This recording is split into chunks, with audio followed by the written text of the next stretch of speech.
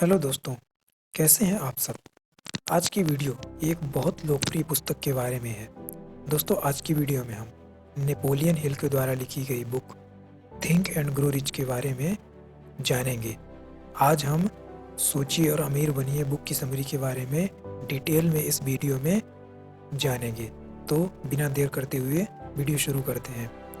Napoleon Hill दुनिया के सफलतम लेखकों में से एक है। इनका जन्म 26 अक्टूबर 1883 में वर्जीनिया में हुआ था। वे एक अमेरिकन लेखक हैं। उन्होंने अधिकतर पर्सनैलिटी डेवलपमेंट, सेल्फ हेल्प तथा इन्वेस्टमेंट से जुड़ी पुस्तकें लिखी हैं।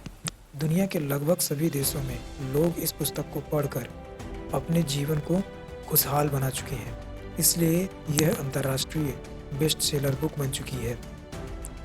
इस पुस्तक को लेखक ने एंड्रू कार्नेगी से प्रेरित होकर लिखा है।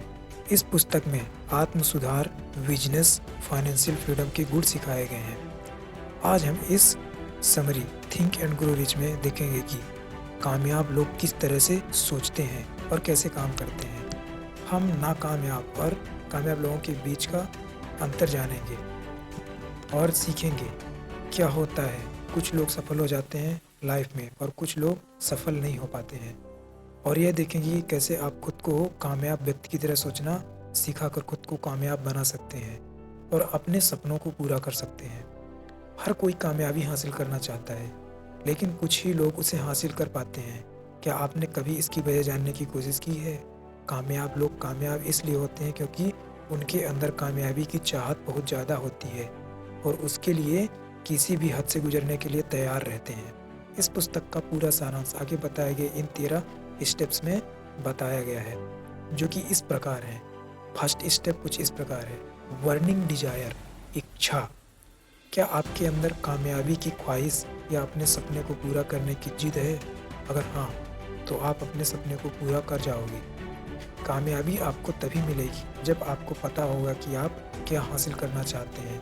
इसके लिए सबसे पहले आप यह सोचिए कि कहाँ जाना है, आपको कैसे जाना है। लेखक ने ये 6 स्टेप्स बताए हैं। स्टेप नंबर 1, आप अपने मन में धन की एक अमाउंट फिक्स कर लें। मुझे बहुत पैसा चाहिए, सिर्फ ये इससे काम नहीं चलेगा। एग्जैक्ट अमाउंट को फिक्स करना ज़रूरी है कि आपको कितना धन चाहिए। स्टेप 2, आप इच्छित धन के बदले में वास्तव में क्या देने का इरादा रखते हो, वो डिसाइड करें।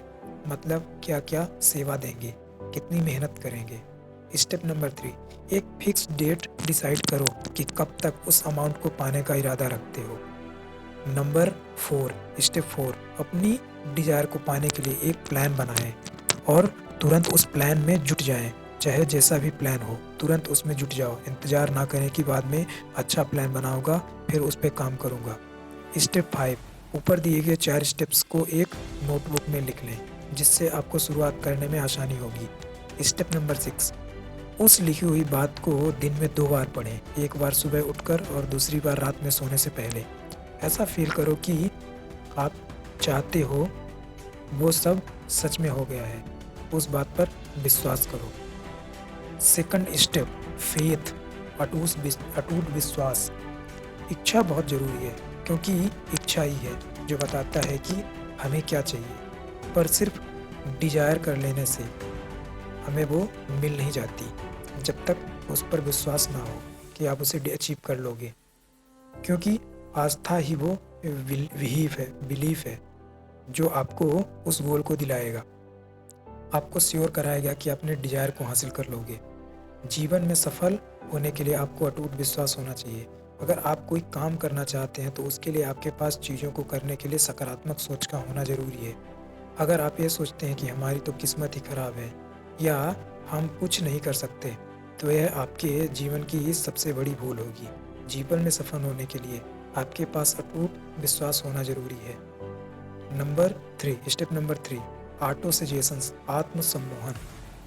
अगर आप इतिहास उठाकर किसी भी कामयाब इंसान की कहानी पढ़ोगे तो आप देखेंगे कि हर एक कामयाब व्यक्ति खुद पर भरोसा करता था। बिना इसके किसी ने भी ये महानता हासिल नहीं की है। वह जानते थे कि वे जो कर रहे हैं उसे एक दिन जरूर कर लेंगे, और वे तब तक नहीं रुकते थे जब तक वे उसे हासिल नहीं कर लेते थे। उदाहरण के लिए थॉमस अल्वा एडिसन को लो। ले लो। बल्ब बनाने में 10,000 बार नाकामयाब होने के बाद भी उनका खुद पर विश्वास नहीं उठा। वे फिर भी कोशिश करते रहे और अंत में उन्होंने बल्ब बना ही दिया और इतिहास के पन्नों में अपना नाम लिख दिया। खुद पर भरोसा करने में बहुत ताकत है, यह कुछ भी करवा सकती है। आप जो मेहनत करते हैं या जिन चीज़ों को करने का सोचते हैं वो ही आपके जीवन की हकीकत बन जाती है और आपका सपना पूरा होने लगता है। सफल होने के लिए आत्मसम्मान होना ज़रूरी है ताकि आप अपने सपनों को उड़ान भर सकें। नंबर 4, स्टेप 4, स्पेशलाइज्ड नॉलेज, विशेष ज्ञान। विशेषज्ञ ज्ञान या व्यक्तिगत अनुभव। आपने जो लक्ष्य चुना है उसे हासिल करने का नॉलेज आपके पास होना चाहिए। अगर हमें लक्ष्य को हासिल करने का ज्ञान या अनुभव नहीं है तो इस कोरी कल्पना का कोई भी फायदा नहीं होता। आप जो बिजनेस करके अमीर बनना चाहते हैं उस पर स्पेशलाइज्ड नॉलेज लें। ऑनलाइन कोर्स करो या उस फील्ड के एक्सपर्ट से सीखो। सीखना लाइफ लॉन्ग प्रोसेस है। स्कूलिंग के बाद एक्चुअल एजुकेशन शुरू होती है। हर कामयाब और अमीर लोग लगातार सीखते रहते हैं, खुद को एजुकेट करते रहते हैं। जानकारी का मतलब यह नहीं है कि आप दुनिया भर की चीज़ों को याद कर लें। इसका मतलब उस ज्ञान और अनुभव से है जिसका समय आने पर सही इस्तेमाल कर सकें और खुद को आगे लेकर जा सकें। Step number 5, imagination a brain workshop, कल्पना करना। एल्बर्ट आइंस्टाइन का कहना है कि आप बुद्धिमान इसलिए नहीं होते हैं कि आप कितना जानते हैं, बल्कि आप बुद्धिमान तब बनते हैं जब आप ये जान लेते हैं कि आप कितनी कल्पना कर सकते हैं। कल्पना करना ही एक ऐसा तरीका है जिसकी मदद से हम अपने सपनों को आइडियाज़ में और अपने आइडियाज़ को हकीकत में बदल सकते हैं। कल्पनाएं 2 तरह की होती हैं। Number 1, creative imagination. इस तरह की कल्पना में हम कुछ ऐसा सोचते हैं जो आज तक नहीं सोचा गया था। इससे हम कुछ ऐसा बनाने की कोशिश करते हैं जिसके बारे में आज तक किसी ने न सोचा हो। इसका इस्तेमाल बड़े बड़े इन्वेस्टर्स ने बड़ी बड़ी चीज़ों को बनाने के लिए किया था। फिर सिंथेटिक इमेजिनेशन, नंबर 2। इस तरह की कल्पना हम बहुत सारे पुराने आइडियाज़ को मिलाकर एक नई आइडियाज़ में बदल देते हैं। इसका इस्तेमाल सोनी में MP3 प्लेयर बनाने के लिए किया गया तथा सोनी ने पत्रकारों के प्लेबैक डिवाइस को एक ऐसे डिवाइस में बदल दिया जिसका इस्तेमाल कोई भी गाने सुनने के लिए कर सकता था। इसी तरह वॉकमैन का जन्म हुआ। अब नंबर 6, संगठित नियोजन, ऑर्गेनाइज्ड प्लानिंग। किसी भी काम को करने से पहले उस काम की पूरी प्लानिंग कॉपी या पेपर पर उत्तर के रूप में लिख लीजिए। आप तब तक सफल नहीं हो सकते जब तक कि आपके पास कोई प्रॉपर प्लानिंग नहीं है। अगर आपके पास प्रॉपर प्लानिंग है तो आप उस काम को आसानी से कर सकते हैं। कोई भी प्लान पूरी तरह से परफेक्ट नहीं होता। हो सकता है आपको टेम्परेरी हार मिले, तब जरूरी है कि फिर से अपने प्लान को रीऑर्गेनाइज करने की। निराश ना हो, डटे रहें। सफलता एक दिन में नहीं मिलती, पर लगातार प्रयास करने वाले से सफलता जरूर दूर नहीं रहती, वो मिल ही जाती है। स्टेप नंबर 7, निर्णय, डिसीजंस। निर्णय लेने की क्षमता का विकास करना, यानी कि टाल मटोल करने की आदत पर विजय पाना। ये गुण हेनरी फोर्ड की सबसे उत्कृष्ट गुणों में से एक था। वह निर्णय को तत्काल रूप से लेते थे, उस पर अडिग रहते थे। इस दुनिया में मुफ्त में एक इंसान दूसरे इंसान को कुछ नहीं दे सकता, और अगर देता भी है तो वो है सलाह। कई लोग बहुत ही बेकार सलाह देते हैं, इसलिए ऐसी बातों या राय पे ध्यान ना दें। अपने काम के लिए अपने मास्टरमाइंड समूह से डिस्कस करें और सही फैसला लें। सही डिसीजन सही समय पर लेना ही सफलता को आसान बनाता है। लेखक कहते हैं कि राय दुनिया की सबसे सस्ती वस्तु होती है, इसलिए अपने निर्णय खुद लें। जो लोग निर्णय लेने की ताकत रखते हैं उन्हें पता होता है कि वह क्या करना चाहते हैं। निर्णय लेने में आत्मविश्वास जरूरी होता है, जो बहुत कम लोगों में दिखाई पड़ता है। लगन या दृढ़ता। Number 8, persistence. सोचिए और अमीर बनिए। द पावर ऑफ डेविएशन, यानी लगन की शक्ति।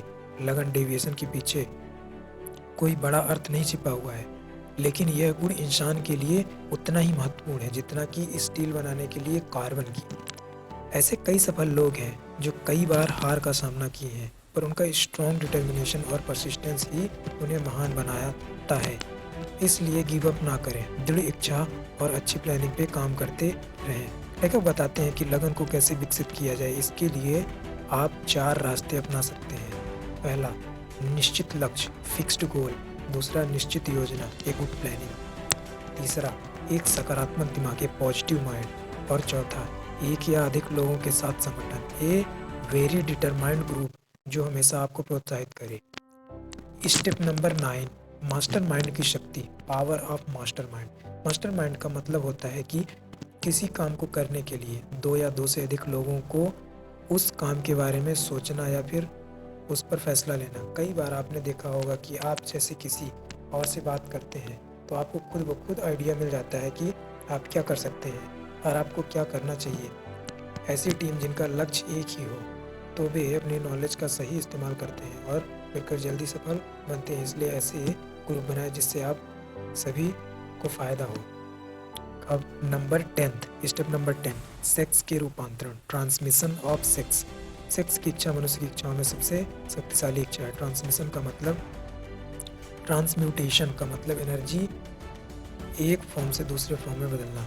कई महान लोग अपनी इस एनर्जी को एक मोटिवेशनल फोर्स के रूप में इस्तेमाल करते हैं। बहुत से लोग सेक्स को सिर्फ शारीरिक सुख के रूप में लेते हैं, लेकिन लेखक इसके पीछे 3 संभावनाएं देखते हैं। पहली संभावना है मानव जाति का स्थायीकरण, दूसरा स्वास्थ्य बढ़ाना, तीसरा संभावना सबसे अधिक महत्वपूर्ण है और वह है रूपांतरण, ट्रांसफॉर्मेशन के द्वारा औसत दर्जे का व्यक्ति जीनियस बन सकता है। सेक्स एनर्जी को अलग पॉजिटिव एनर्जी में कन्वर्ट किया जाए तो कोई भी आदमी जीनियस बन सकता है। यदि इसी एनर्जी को दूसरे रचनात्मक कार्यों, क्रिएटिव वर्क में लगाया जाए तो यह बड़े से बड़े असंभव कामों को भी संभव कर सकती है। लेकिन काम वासना में लिपटा हुआ आदमी कभी सफल नहीं हो सकता। स्टेप नंबर 11, अवचेतन मन, सबकॉन्शियस माइंड। अवचेतन मस्तिष्क वह क्षेत्र है जिसमें चेतन मस्तिष्क के द्वारा 5 इंद्रियों के माध्यम से जो बातें पहुंचाई जाती हैं उन सभी का रिकॉर्ड दर्ज होता है। यह विचार और छवियों का ग्रहण करता है, चाहे वह जैसे भी हो। अगर हम अपने अवचेतन मन तक सकारात्मक विचार पहुंचाएंगे तो वह सकारात्मक बैकअप रहेगा। वहीं अगर नकारात्मक विचार, नेगेटिव थॉट्स पहुंचाएंगे तो वो बैकअप नकारात्मक बैकअप रहेगा। इसलिए खुद के मन में पॉजिटिव विचार भरें, जैसा विश्वास, आस्था, प्रेम, रोमांच, उत्साह, खुशी। और इन नकारात्मक बातों से दूर, जैसे कि हर्ष, ईर्ष्या, क्रोध, घृणा और डर। नेगेटिव बातों कभी कामयाब नहीं होने देती, ये सिर्फ दुख और गरीबी की तरफ इंसान को धकेलती हैं। और पॉजिटिव विचार सुख, शांति और सफलता को अट्रैक्ट करती हैं। इसलिए आते कहते हैं कि अपने सबकॉन्शियस माइंड को अच्छे विचारों से पोषित करें। स्टेप नंबर 12, मस्तिष्क, द ब्रेन। हम सभी का मस्तिष्क 2 तरीके से काम करता है। हमारे मस्तिष्क में 2 तरीकों के सिस्टम होते हैं। एक होता है ब्रॉडकास्टिंग सिस्टम, दूसरा होता है रिसीविंग सिस्टम। मस्तिष्क की शक्ति अमूर्त होती है। इतिहास गवाह है कि दुनिया में जितनी भी महानतम शक्तियाँ हैं वह सब अमूर्त ही होती हैं। आप हमेशा अपने दिमाग को अपडेट रखें, अपने दिमाग को हमेशा फ्रेश रखें। आपका ब्रॉडकास्टिंग और रिसीविंग दोनों सिस्टम एकदम सही काम करने चाहिए। स्टेप नंबर 13, छठी इंद्रियां, सिक्स्थ सेंस। छठी इंद्री, सिक्स्थ सेंस का प्रयोग लेकर एक महत्वपूर्ण बात याद दिलाते हैं कि सफलता की सीढ़ी पर ऊपर की तरफ कभी भीड़ नहीं होती। विज्ञान अब तक इसकी खोज नहीं कर पाया है कि छठी इंद्री वास्तविकता में क्या है। यह ही वह रचनात्मक कल्पनाशीलता है जिसके द्वारा विचार और योजनाएं आपके दिमाग में कौंधती हैं। इसका प्रयोग दुनिया में बहुत ही कम लोग जानते हैं। सिक्स्थ सेंस की शक्ति हमें कोई अनहोनी होने से पहले आगाह करती है, जिससे फिर हम उस मुसीबत से बच सकते हैं। पर नकारात्मक विचार जैसे डर, संदेह इस शक्ति को विकसित होने नहीं देती। इसका विकास अच्छे विचार और ध्यान के अभ्यास से संभव है। अब डर के 6 भूतों को चतुराई से कैसे माते।